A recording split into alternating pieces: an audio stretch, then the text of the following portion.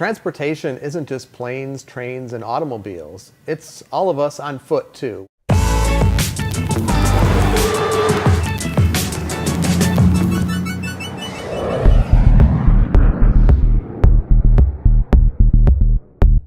Dockless scooters have popped up around the country almost overnight, and the amount of money that they've raised is incredible. I first noticed dockless scooters during a recent trip to San Diego Comic-Con. My family makes an annual pilgrimage to Comic-Con, and boom, there were scooters everywhere, and it kind of floored me. So what they are is a scooter that gets placed where people might want to use a scooter. And as I said, there's no dock. So what happens is people sign up to collect the scooters at night. So kind of a micro crowdsourcing thing. They get paid to take them home and charge them up. They take care of the scooters. They're the scooter tenders. And then part of their job is to deploy the scooters the next morning. So it was really incredible because there was no infrastructure required in public places. And that's where sometimes municipalities make it really hard to innovate.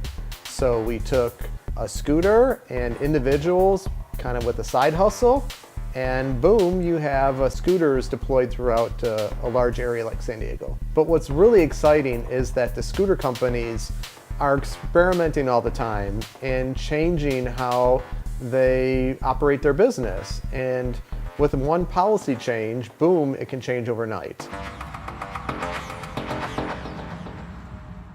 One of the things that has occurred is that you've got scooters that people can use, but they don't necessarily have a helmet. So there have been some people that have driven their scooters recklessly and become injured. It's a small minority and it's a minor problem, but sometimes these things can get sensationalized to the detriment of experimentation and progress moving forward. Technology can be used to take the desires of the consumer and the public as a whole to quickly meet everyone's needs. So for example, there were some scooter companies where there was an overpopulation of scooters. There was more scooters than were needed in that area.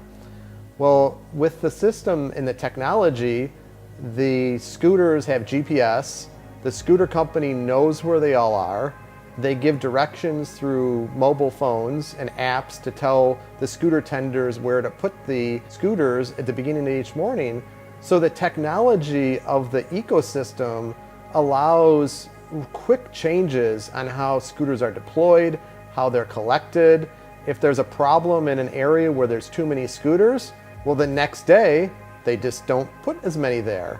One of the really important things about innovation is that it doesn't come in one giant step. Innovation is doing things that nobody else thought of, and sometimes the things work, and sometimes they don't work. Or sometimes it's a hodgepodge of ideas put together. But the only way you can truly innovate is to experiment, take what you learn, iterate, and try it again and again until you've got just that right product or service.